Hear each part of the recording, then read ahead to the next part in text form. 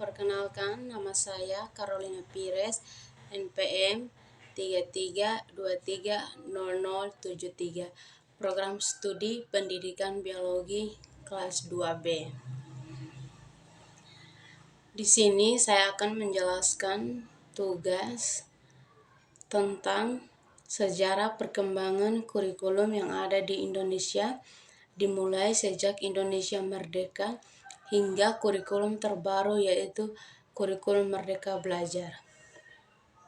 Sejak Indonesia merdeka pada tahun 1945, perkembangan kurikulum pendidikan telah mengalami berbagai perubahan signifikan.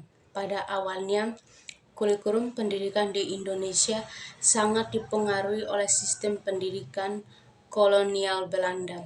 Namun, seiring dengan perubahan politik dan sosial, kurikulum pendidikan mengalami transformasi yang mencerminkan nilai-nilai nasionalisme dan kebutuhan pembangunan bangsa.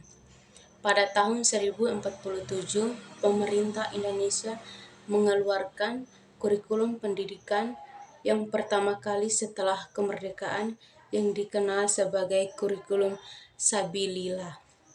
Kemudian pada Orde Lama, kurikulum pendidikan terus mengalami perubahan dengan diperkenalkannya berbagai pendekatan pendidikan nasionalis, seperti pendidikan nasional, pertanian, dan kebudayaan.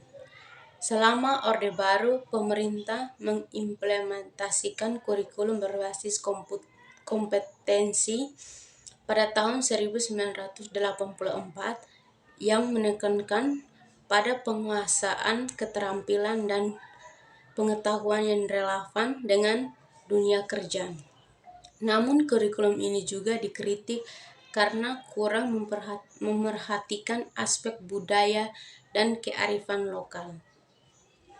Pada tahun 2004, pemerintah mulai menerapkan kurikulum tingkat satuan pendidikan yang memberikan otonomi kepada sekolah dalam pengembangan kurikulum sesuai dengan kebutuhan lokal. Namun, KTSP juga dianggap kurang konsisten dan sulit untuk dievaluasi secara nasional. Terakhir, kurikulum 2013 diperkenalkan sebagai upaya reformasi pendidikan yang lebih menyeluruh, dengan fokus pada pembelajaran yang berbasis pada pengembangan karakter, keterampilan, dan pengetahuan yang relevan dengan kebutuhan abad ke-21. Pada tahun 2020, pemerintah Indonesia mengumumkan kurikulum Merdeka Belajar sebagai langkah menuju pendekatan pendidikan yang lebih fleksibel dan berorientasi pada pembelajaran sepanjang hayat. Kurikulum Merdeka Belajar menekankan pada pengembangan kreativitas, inovasi, dan kemandirian siswa, serta penggunaan teknologi dalam proses pembelajaran.